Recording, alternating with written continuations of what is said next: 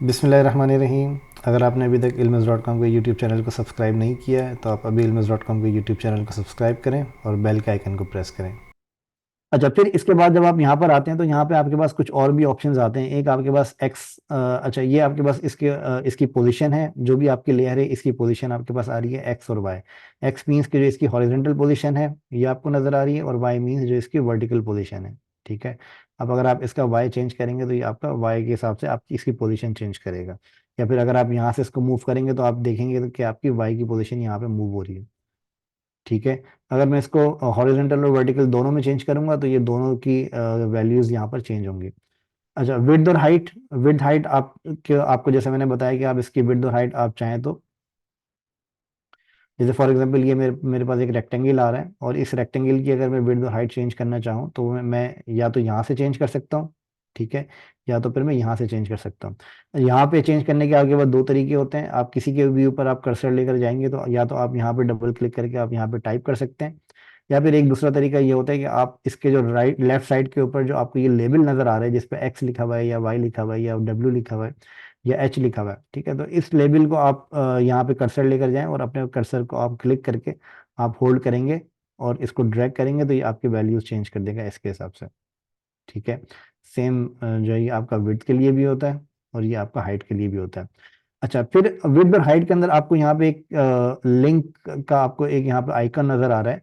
ये आपका क्या होता है, ये आपके कांस्टेंट के प्रोपोर्शंस होते हैं। कांस्टेंट कांस्टेंट प्रोपोर्शंस आपके क्या होते हैं कि फॉर एग्जांपल आपको आपकी जो लेयर यहाँ पर आ रही है इस लेयर का जो साइज है वो आपका इक्वल है, मतलब विड्थ और हाइट इसकी इक्वल है, मतलब ये आपका स्क्वायर शेप है। ठीक है। अच्छा, जब ये आपकी इक्वल होती है तो दैट मीन्स कि ये आपकी जो विड्थ और हाइट है ये आपकी लिंक्ड है, मतलब अगर आप इसका एक का साइज चेंज करेंगे तो आपका दूसरा साइज भी ऑटोमेटिकली चेंज होगा। ठीक है। अगर आप यहाँ पर देखें तो आप मैनुअली इसको चेंज कर सकते हैं, लेकिन अगर आपका ये साइज सेम है तो फिर ये आपको ऑटोमेटिकली आपका एक साथ चेंज होगा। अगर आप यहाँ पर देखें तो ये आपका एक साथ इसका साइज जो है वो अपडेट हो रहा है, मतलब विड्थ भी और हाइट भी एक साथ अपडेट हो रही है। अगर आप इसको क्लिक कर देते हैं तो अब ये आपका अनलिंक हो जाता है। अनलिंक मीन्स के विड्थ और हाइट आपकी अब अनलिंक हो जाती है, जिसको अब अगर आप चेंज करेंगे तो अब आप देखें अब इसकी सिर्फ विड्थ चेंज हो रही है, अब इसकी हाइट आपकी चेंज नहीं हो रही। ठीक है। इसी तरीके से अगर आप हाइट चेंज करें तो अब इसकी सिर्फ हाइट चेंज हो रही है। लेकिन अगर मैं इसको दोबारा लिंक कर देता हूँ, दोबारा लिंक करूंगा तो ये ऑब्वियसली ये दोबारा से आपकी स्क्वायर शेप बन जाएगा और ये एक साथ इसको चेंज कर सकता है। इसके लिए जरूरी नहीं है कि ये आपका स्क्वायर शेप हो। फॉर एग्जाम्पल अगर इसकी हाइट मेरी बड़ी है, ठीक है, और अब मैं इसको लिंक करता हूँ तो अब इसका मतलब ये है कि अब ये प्रोपोर्शन के हिसाब से इसको बड़ा करेगा। जैसे कि अगर आप इसका नाम देखें तो ये आपका कहता है कांस्टेंट प्रोपोर्शन। कांस्टेंट प्रोपोर्शन का मतलब ये है कि ये इसकी जो विड्थ है उसके रेशो के हिसाब से ये उसकी विड्थ और हाइट को अपडेट करेगा। फॉर एग्जांपल अगर आपको इमेज अगर आप यहाँ पर यूज़ कर रहे हैं और उस इमेज को अगर आप मैं आपको यहाँ पे अभी करके दिखा देता हूँ कि फॉर एग्जांपल ये इमेज है मेरे पास। ठीक है। इस इमेज को अगर मैं यहाँ पे लगाता हूँ, ठीक है,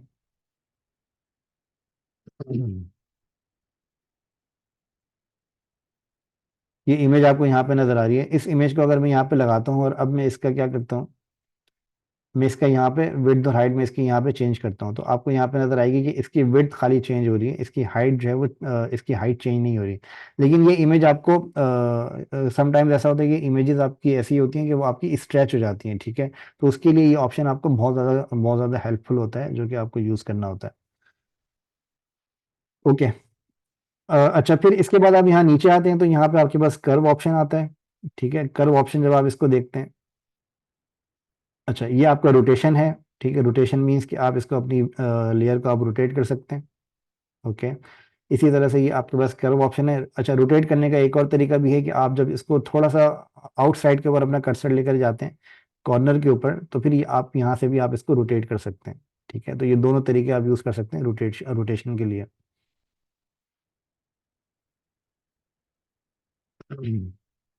जी, ये मैंने आपको बताया था कि ये डेवलपमेंट मोड आपका होता है, ये मैं बाद में आपको बताऊंगा। ये अपना नोट करके रखें, मैं आखिर में मैं आपको ये बाद में डेवलप डेवलप ये जो आपने क्वेश्चन किए हैं मुझसे चैट के ऊपर ये आप नोट करके रखें, या आपको बाद में नेक्स्ट सेशंस के अंदर मैं आपको बताऊंगा। अभी फिलहाल ये यूज़फुल नहीं है आपके लिए। ओके। अच्छा, इसके अंदर आप यहाँ पे रोटेट कर सकते हैं। रोटेट के अलावा आपके पास यहाँ पे कर्सर का ऑप्शन, रेडियस का ऑप्शन आता है। इसके अंदर अगर फॉर एग्जांपल मैं इस इमेज को 100 रेडियस कर देता हूँ या फिर मैं इसको 300 रेडियस कर देता हूँ तो आप यहाँ पे देखेंगे कि जो आपकी इमेज है वो आपकी यहाँ पे रेडियस रेडियस आपको यहाँ पे नजर आ रहा है, ठीक है, मतलब इसके जो कॉर्नर है वो कर्व्ड हो गए हैं। ओके, तो ये ऑप्शन आपका रेडियस के लिए आपका यूज होता है।